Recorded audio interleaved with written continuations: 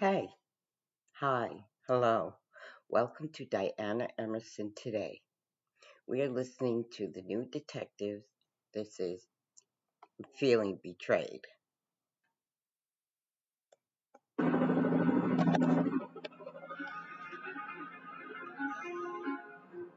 Canadian police are on the hunt for a missing woman. Though all indications suggest murder, they must rely on a single strand of animal hair to prove it.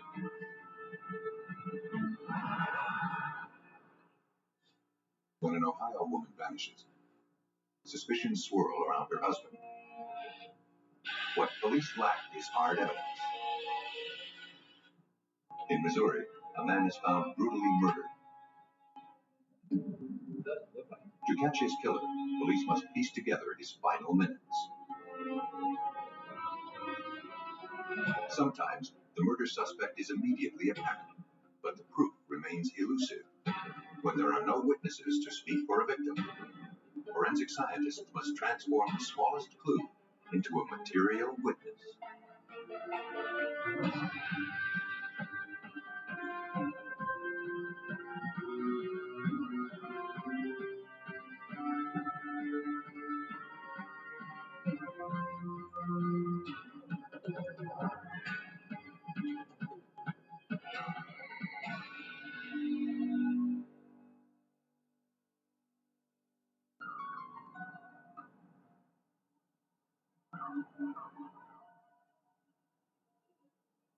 Tucked away in the Gulf of St. Lawrence in the southeast corner of Canada lies the remote and sparsely populated Prince Edward Island.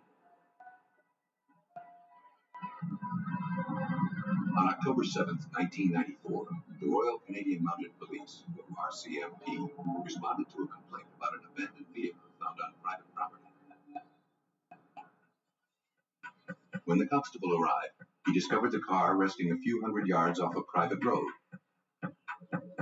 No tags were present. 41 to base. A check on the vehicle identification number revealed it was registered to a woman named Shirley Duguay. Number IG4 AB69. Police arranged to have the vehicle impounded and then began trying to track down the owner. But when the woman failed to return their calls, detectives decided to go to her address. There, they were met by Shirley Duguay's father and her children's babysitter. The news of the abandoned car concerned them. Shirley, they said, had not been heard from in some time. The babysitter said that she last saw the 32-year-old mother of 5 4 days earlier. Shirley was leaving to run some errands. She never mentioned where she was going. She said goodbye and promised to be back in a few hours. For RCMP Inspector Alphonse McNeil, the story had raised a troubling question. We wondered why they didn't report her missing. They said that they were concerned that an ex-common law spouse by the name of Douglas Beamish, who she had the three young children with, would end up getting the children if social services found out that she was missing or gone. So they tried to hold back that information as long as they could, hoping that they would find her. For investigators, the time for waiting was over. Fearing that harm may have come to Shirley Duguay, police processed her abandoned vehicle for clues. What they found was not encouraging. Dozens of tiny reddish-brown stains tested positive for human blood. And barely visible blood-stain patterns found on the windshield, and larger ones on the seat, were consistent with having been caused by someone being punched or bludgeoned. There was blood in the vehicle. Shirley Duguay had been missing for 4 days, so we were concerned that Shirley Duguay had met some form of demise in that vehicle. Investigators returned to the area where the abandoned car had been found.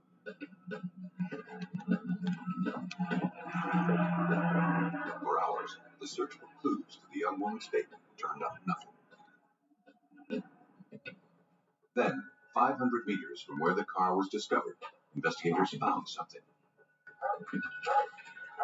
It was a pillow, stained with what appeared to be blood. And a short distance away lay a blood-stained T-shirt.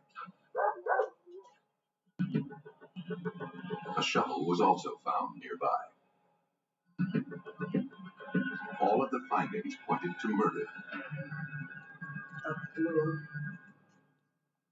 And the shovel led police to believe that Shirley had likely been buried somewhere close by. But a thorough search failed to produce the victim's body.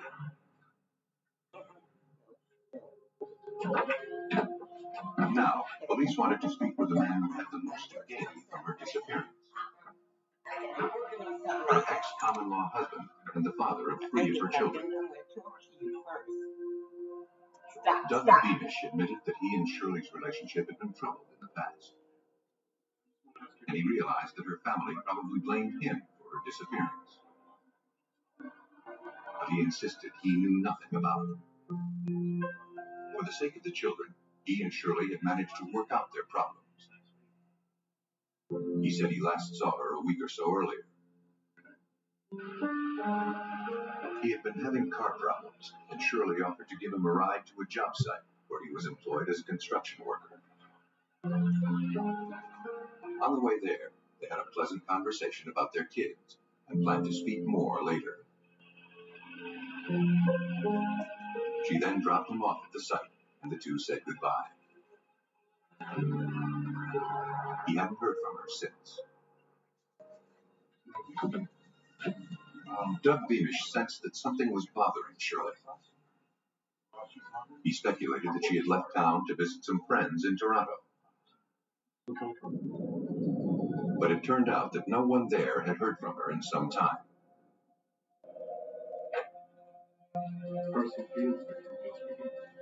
Then, police got a call. A woman who had been following the case in the media believed she had important information. This lady called and said, I remember back around the time that Shirley Duguay missing the cop car similar to her on the road, which would be about 4 kilometers away from where we found the car. I remember it was dark. I saw 2 people on the side of the road, a tall man, a very small woman. They appeared to be arguing, and I just drove by, and I don't know if it's any good to you or not. The woman couldn't be certain she had in fact seen Shirley Duguay. Still, the information was enough for police to search the area where the caller had seen the couple. But to cover the several square miles, they knew they needed help. Personnel from the Canadian Army agreed to participate in the search. For several days, their efforts turned up nothing. But then, they found something that seemed out of place. One group came across a white plastic bag. We had a police officer with every group of searchers from the military. The police officer seized the bag. The search of the area failed to produce any additional evidence. At the crime lab, examiners carefully removed the contents of the plastic bag. They recovered an old pair of white tennis shoes. There was also a large man's jacket stuffed inside. Several fibers and a single white hair were recovered. But further scrutiny revealed the presence of tiny stains that tested positive for human blood. Based on the information provided by the witness, police believed it had originated from Shirley Duguay. Now they needed to prove it. But there was a problem. We didn't have Shirley Duguay, so we needed to be able to develop a DNA profile. The way we did that's what's called, in some cases, reverse paternity. We took a sample from her father, her brother, and her 2 sons. Though everyone's DNA is unique, a genetic family resemblance exists among blood relatives. When the genetic profiles were compared, examiners concluded that the blood found on all of the evidence had originated from Shirley Duguay. Though the 32-year-old mother's whereabouts remained uncertain, all the evidence suggested she had been the victim of a violent crime. Police on Canada's Prince Edward Island continued searching for missing 32-year-old mother of five, Shirley Duguay.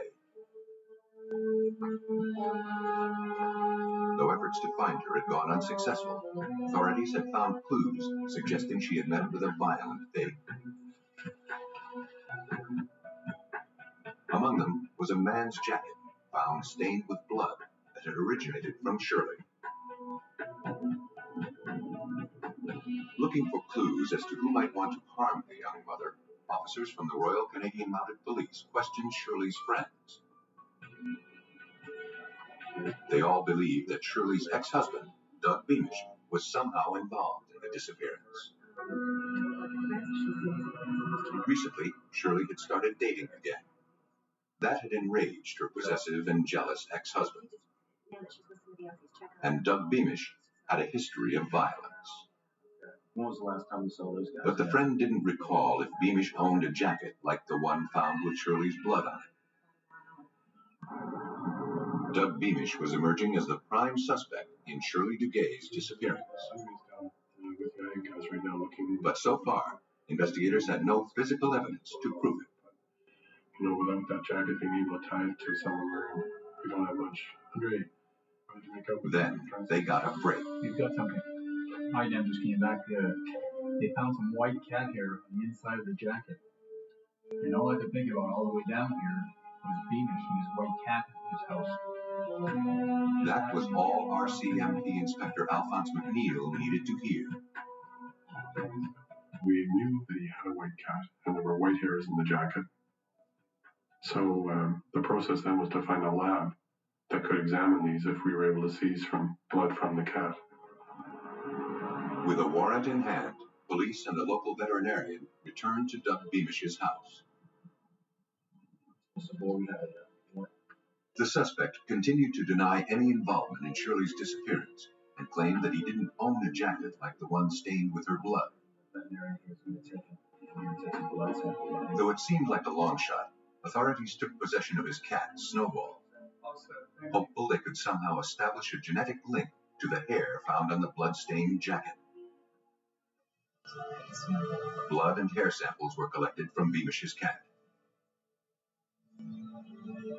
But now, investigators had to find someone who was an expert in analyzing cat DNA. At the National Cancer Institute in Frederick, Maryland, they found one. There, biologist Dr. Stephen O'Brien has looked to the feline genetic code for help in medical research. When contacted, he agreed to help Canadian police. But Dr. O'Brien and his team never imagined that by cracking the feline genetic code, they might also help crack a baffling criminal case. The request to match a cat's DNA was unique in medical and legal history. First, examiners generated a genetic profile of the white hair pulled from the bloody jacket. Once completed, the results were then compared to the profile generated from the samples taken from Snowball. What we discovered was that the genotype was identical to what we had seen in the jacket hair. So we were pretty sure that the jacket hair had come from a cat which had the same genotype as Snowball. Though the scientists felt confident about the results, they could not be absolutely certain of them. It was possible that the few thousand cats roaming on the isolated Prince Edward Island shared a common ancestry. To find out, biologists needed to generate more DNA profiles of other cats on the island. We had to determine what the status of the population was so that we could make the calculation of how likely it was that we were wrong in pronouncing a match. Examiners went to work developing the genetic profiles of 20 randomly selected cats on the island. When O'Brien compared the results, he found that none shared a DNA signature similar to Snowball's. In fact, the odds that the hair found on the jacket had not come from Beamish's cat were 45 million to 1.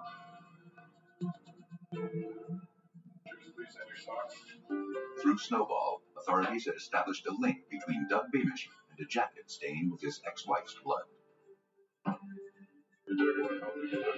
But Inspector Alphonse McNeil wasn't satisfied. Next, he obtained a warrant to collect impressions of the suspect's feet.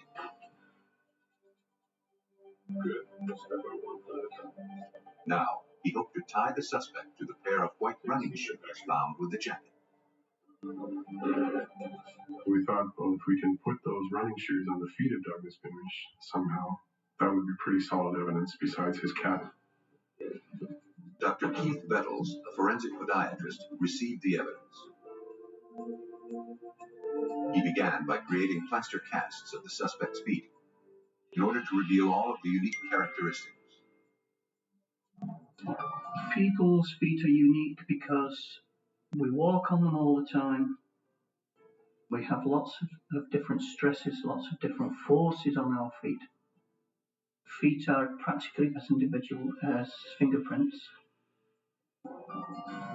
The casts of Beamish's feet lined up perfectly with all of the wear patterns observed on the insoles of the white shoes. A single strand of cat hair and a discarded pair of shoes had given investigators the evidence they needed to implicate Doug Beamish in the disappearance of his ex-common-law wife.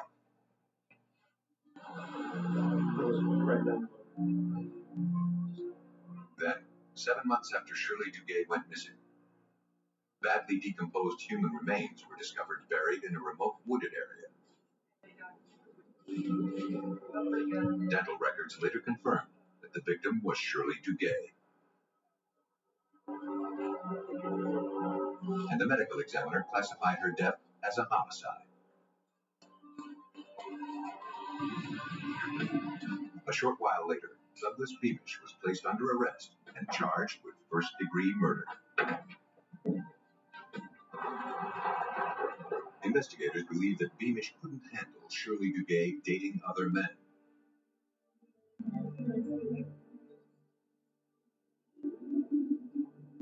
Somehow, he manipulated her into giving him a ride in her car and directed her to a remote spot.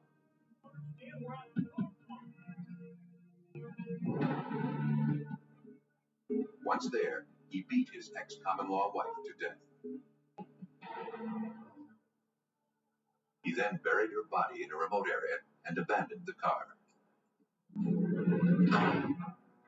Douglas Beamish was convicted of second-degree murder and sentenced to life in prison. No place is immune from violent crime. And even the friendliest towns have their problems. Mansfield, Ohio has been called one of America's most livable cities, which makes what happened here all the more surprising. On January 2nd, 1990, a woman came in to speak with Mansfield police. Yes, ma'am. What can I do for you?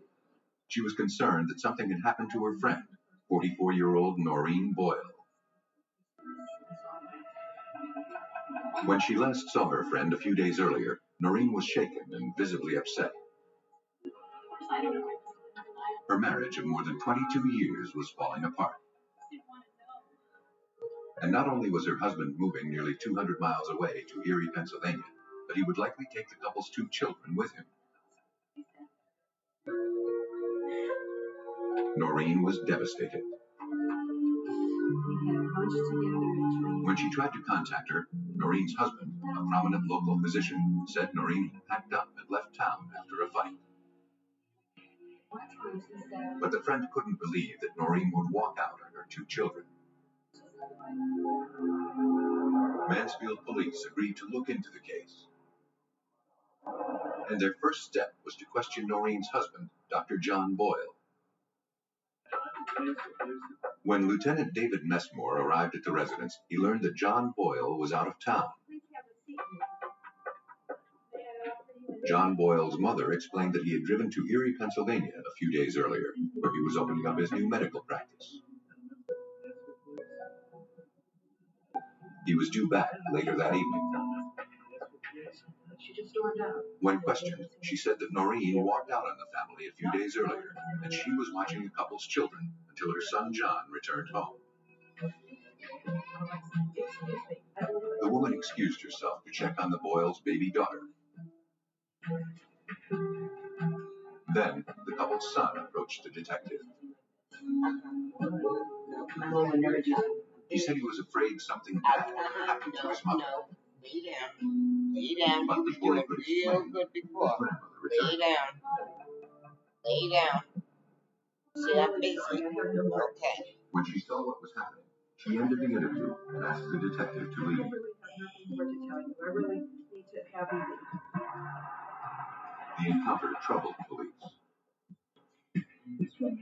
And Lieutenant Messmore couldn't ignore that Dr. Boyle had left town around the same time his wife was reported missing. I'm not sure where it's at. But he soon learned that the reason for the doctor's trip to Pennsylvania checked out. He had been hired by a very large medical corporation in Erie, Pennsylvania. So he was basically traveling back and forth between Mansfield and Erie for some period of time. But where was Noreen Boyle? Later that evening, Detective Messmore returned to the residence.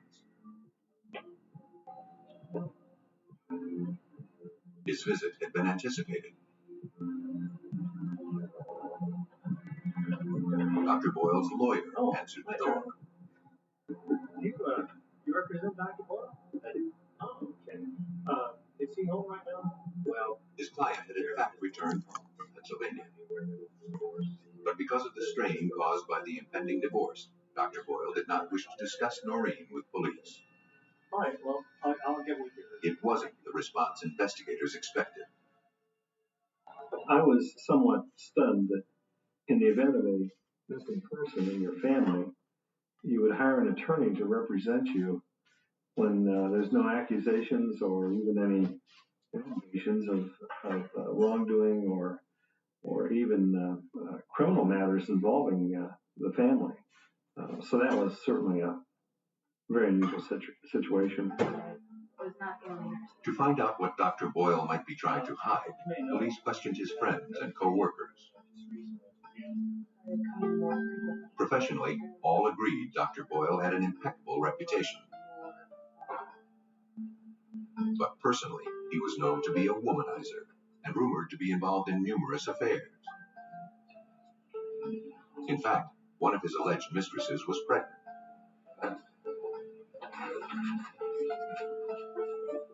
And everyone speculated that the child belonged to Dr. Boyle.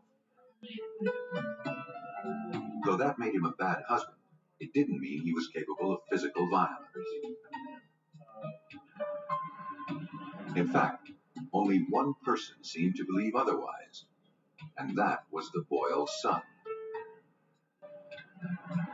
Concerned for the child's well-being, Lieutenant Messmore caught up with him after school. The child was eager to tell his story. He said that the night before his mom disappeared, the sound of his parents arguing outside his bedroom woke him up.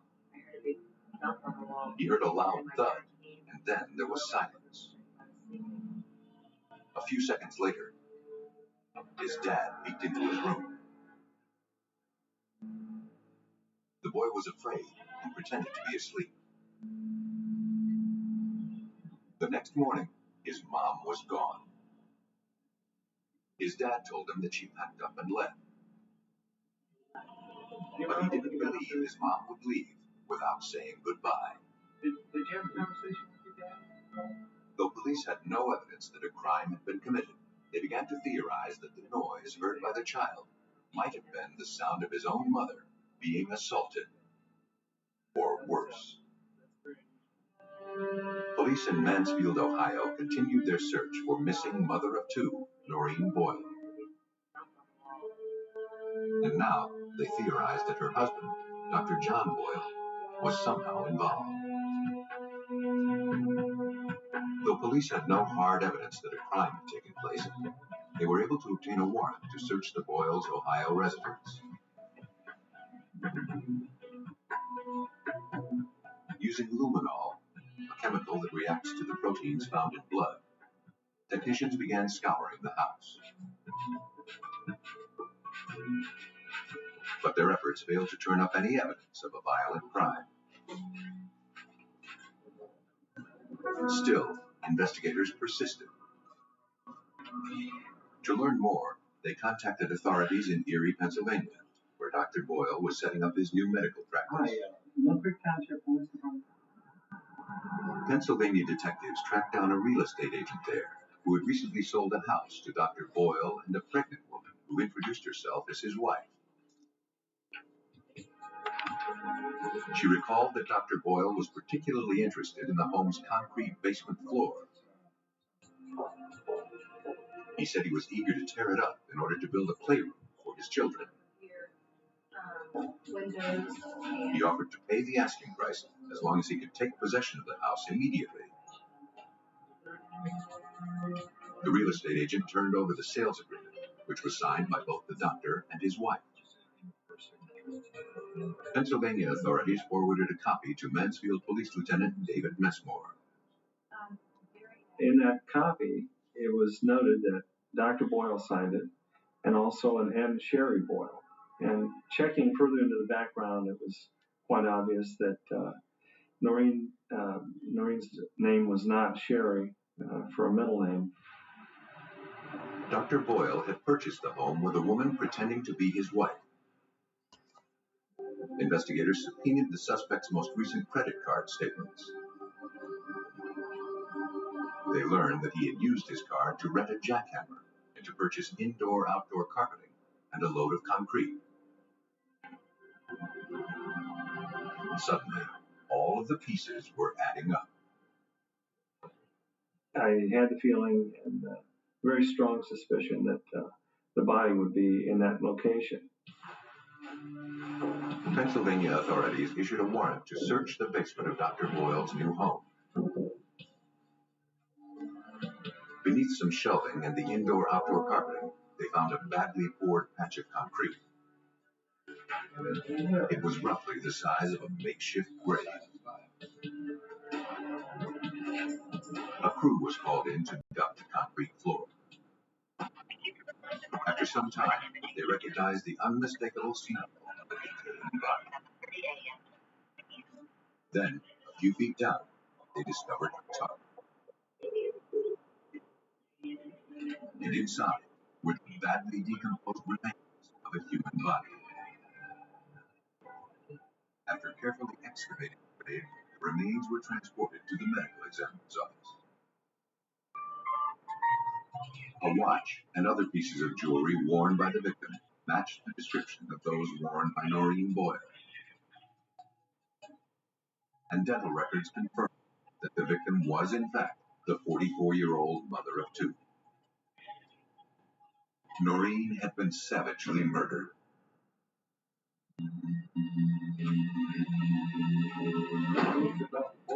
On January 26, 1990, almost a month after his wife disappeared, Dr. John Boyle was arrested in Ohio on suspicion of killing Noreen.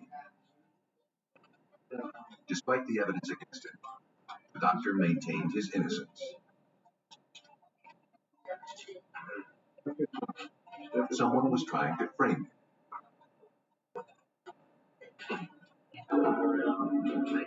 That seemed ridiculous to investigators. But to ensure a conviction, they needed an eyewitness or physical evidence directly linked to the homicide. And so far, they had neither.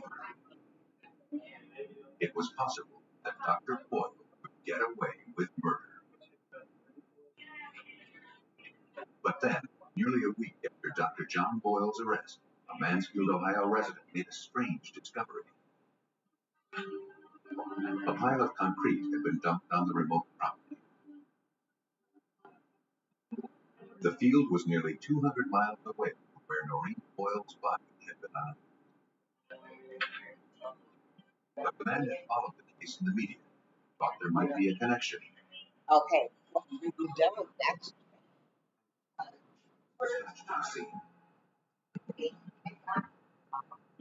After photographing the area, the concrete was collected into evidence. Police later determined that the property was owned by a close friend of Dr. Boyle.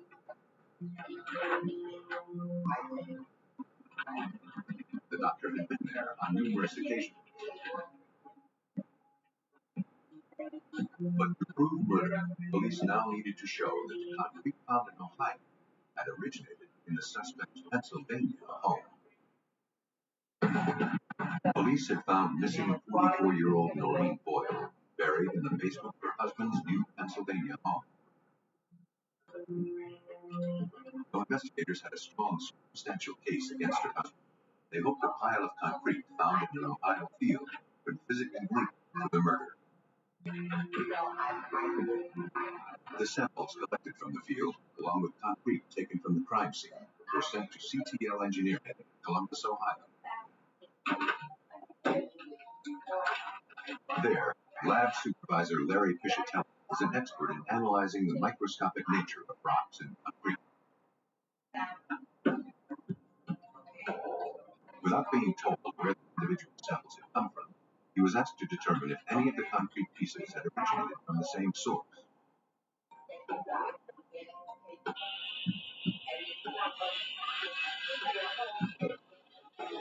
To analyze the internal structure of the concrete, the samples are cut into cross-sectional pieces using a diamond-tipped saw.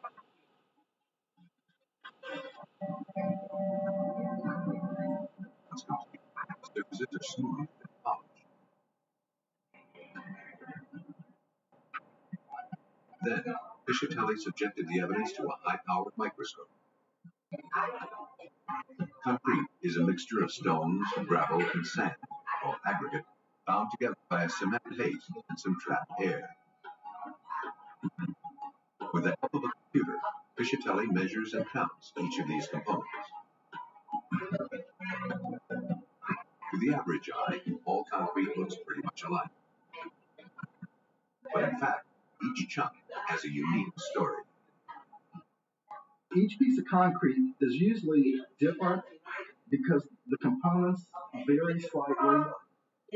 Even if they come from the same load of concrete, two different samples from the same truckload can be different because the percentages of the air voids, the small entrained or entrapped air voids, can be slightly different.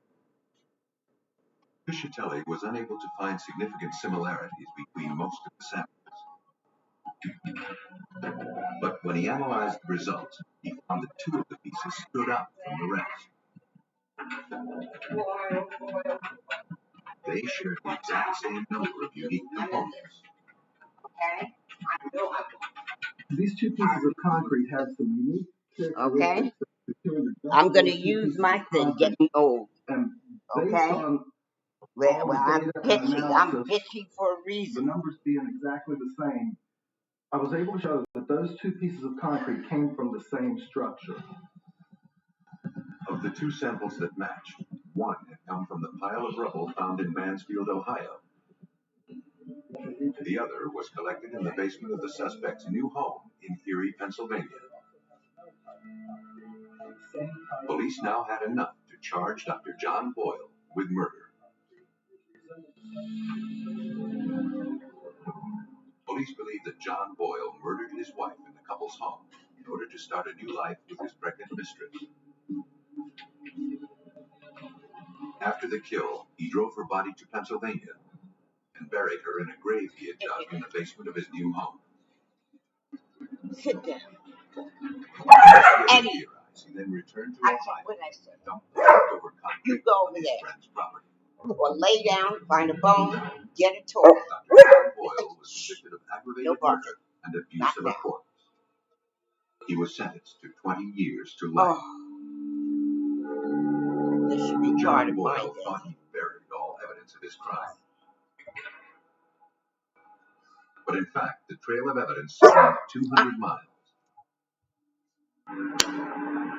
Other murders are more local, but the road to solving them can be just as long. In Harrison County, Missouri, on June 26, 1995, a farmer out for a walk noticed a foul odor. At first, he thought that maybe one of his livestock had died. But the reality was much worse. Hidden among some overgrowth lay the lifeless body of a man.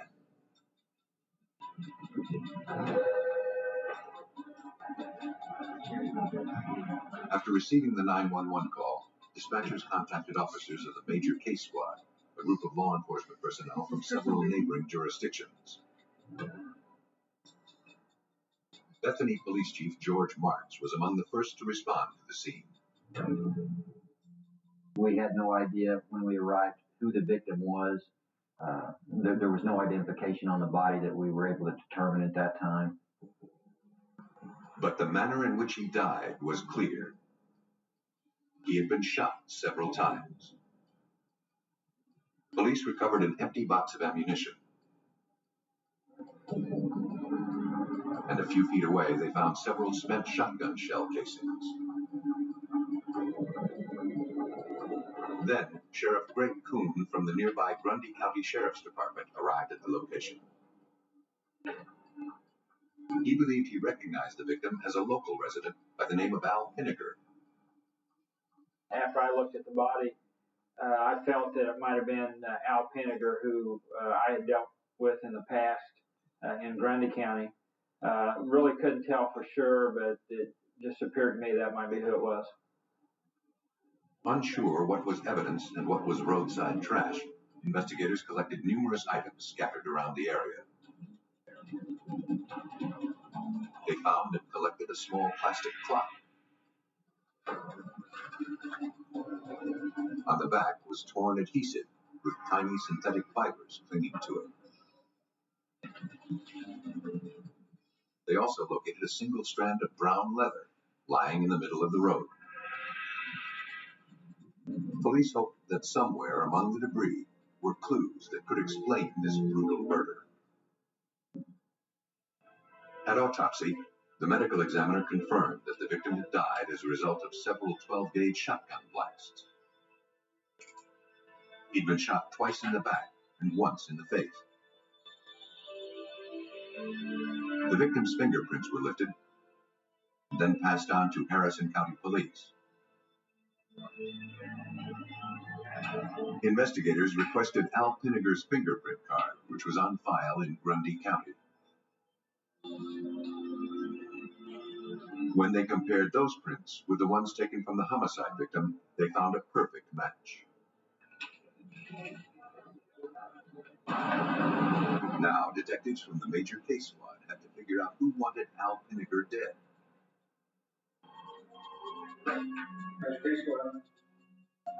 Soon they got their first break.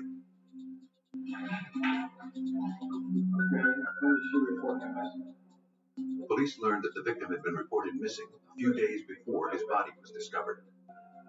Okay, next call. And the report had been filed by his fiancée. Police immediately arranged for an interview.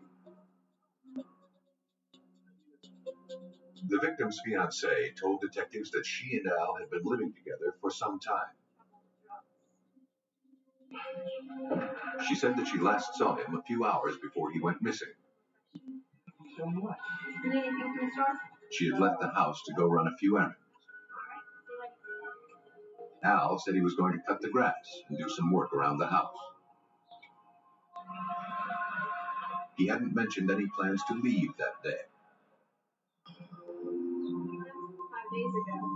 Recently, she had been trying to help him overcome a drug problem. He had been doing his best to stay far away from his drug-dealing friends. She suspected, however, that he had seen some of them that day.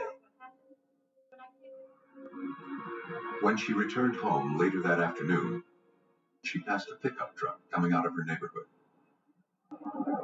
She didn't see Al in the truck, but she knew the vehicle belonged to a couple that he used to deal drugs with. She believed Al may have been ducking down to avoid being seen. When the fiancé arrived home, she discovered that Al and his 12-gauge shotgun were gone. The information provided police with their first real lead.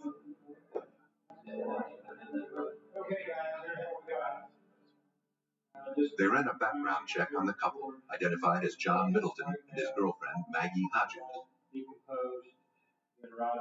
Middleton had an extensive criminal record, mostly involving drug-related offenses. To find out why he may have wanted to harm Al Pinniger, police tracked down Middleton's known associates. One informant described Middleton as an extremely unstable and violent person. Hodges and Middleton. He said that as a result of police efforts to crack down on local drug dealers, John Middleton had become increasingly paranoid. He threatened to kill people he did business with if he found out they were cooperating with authorities. No one doubted him for a minute. Everyone was afraid of him. All of the information led police to suspect that Middleton's paranoia had likely led to the murder of Al Pinniger. And they hoped that somewhere among the shotgun shells and the assorted litter collected from the crime scene was the means to prove it. Police in Harrison County, Missouri believed that a local drug dealer and his girlfriend were responsible for the brutal shotgun slaying of 29-year-old Alfred Pinniger. To prove it, investigators needed to physically link the suspects to the crime scene. Though several potential clues had been found there, an empty box of shotgun shells looked to be the most promising lead. A price sticker found on the box led investigators to the store where the ammo had originated.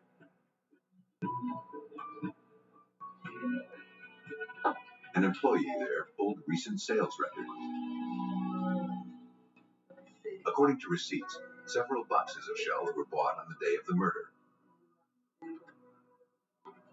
The clerk recalled that two men and a woman had come in together to make the purchases. She also remembered something else. A few hours after the purchase, two of the three customers returned to the store. They had unused cartridges and wanted to return them for a refund. The clerk didn't recall seeing the other man who had been in with them earlier.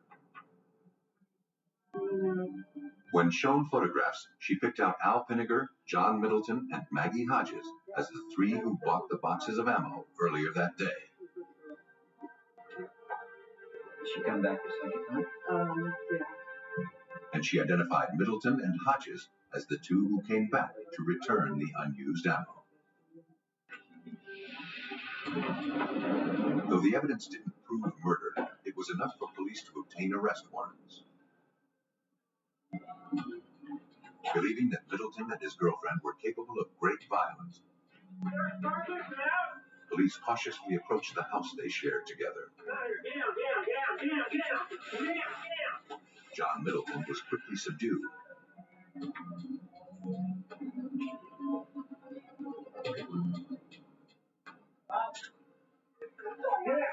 Moments later, Maggie Hodges was also taken into custody.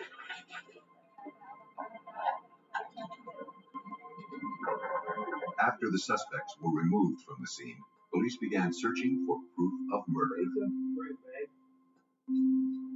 Inside Middleton's pickup truck, they collected a fringed brown leather jacket.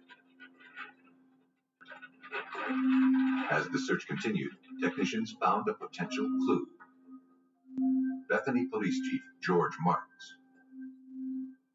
We took a piece of the dashboard from the Middleton truck that had a sticky substance on it, and on that sticky substance were fibers. Those fibers appeared to match the clock we found at the crime scene. So we removed a piece of the dash, the entire dash, and sent that to the lab for analysis. All of the evidence was forwarded to the Missouri State Highway Patrol Crime Lab, located in Jefferson City.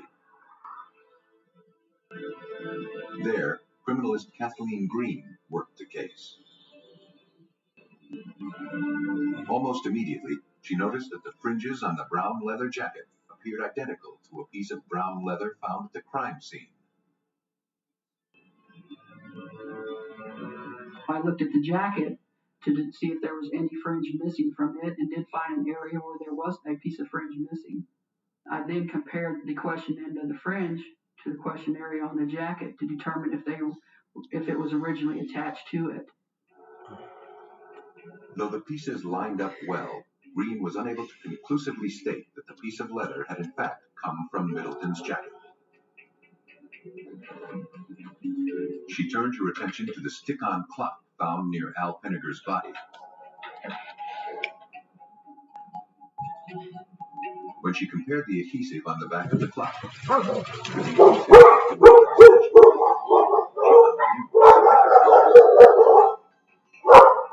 it was the same size, it had the same coloring, they were both made of the same type of material. When the torn edges of the two pieces were placed side by side under a comparison microscope, examiners found a match. Next, fibers found on the stick-on clock were compared to carpet samples collected from the vehicle. Criminalist Jenny Smith found one consistency after another. We determined that the fiber from the clock face, this would have been considered the question fiber, was similar in physical and chemical composition to the fiber from the suspect vehicle. Therefore, we would conclude that this fiber, question fiber, could have come from this vehicle. When confronted with the evidence, Middleton was uncooperative. But his resistance didn't matter. Police had pieced together the motive behind the murder. My belief is that Mr. Middleton thought Alfred Penneger was about to rat him out to the police department and to law enforcement authorities. And Mr. Middleton was not going to allow that to happen. But Middleton was wrong. The victim had made no attempt to contact authorities. Police believe that on the day of the murder, John Middleton and Maggie Hodges drove to Al Penneger's house. They asked him to go target shooting. He agreed. What he didn't know was that he was the intended target. At some point, however, that became clear.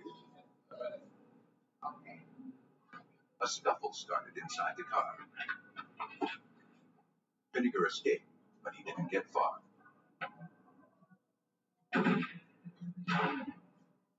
John Middleton was convicted of first-degree murder and sentenced to death. Maggie Hodges pled guilty and was sentenced to 50 years in prison. It takes motive and opportunity to commit a murder. And it takes hard evidence to solve one. When clues are few, forensics experts provide the know-how to turn the most ordinary object into a material witness.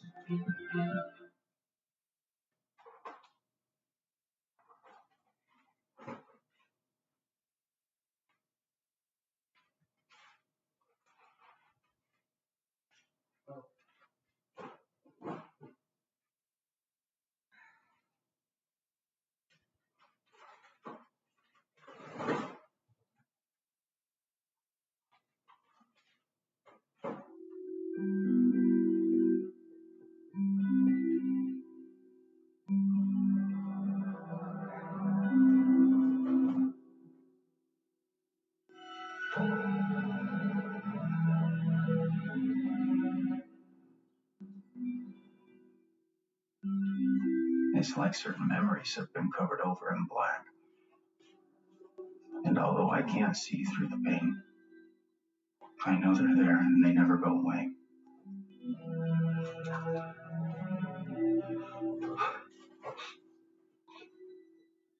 I'm sure this leaves more questions than answers. Not knowing what's festering under black is killing me.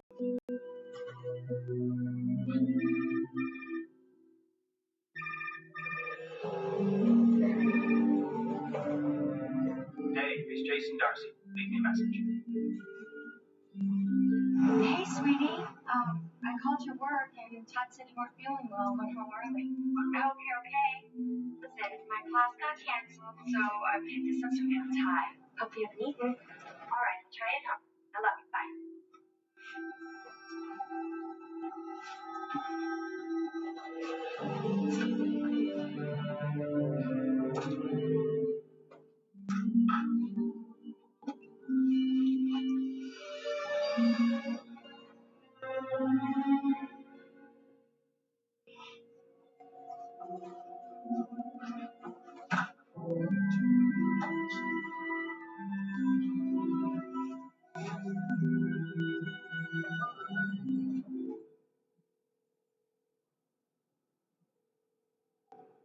Hi, you've reached Jason and Laura. Please leave this message. Thanks.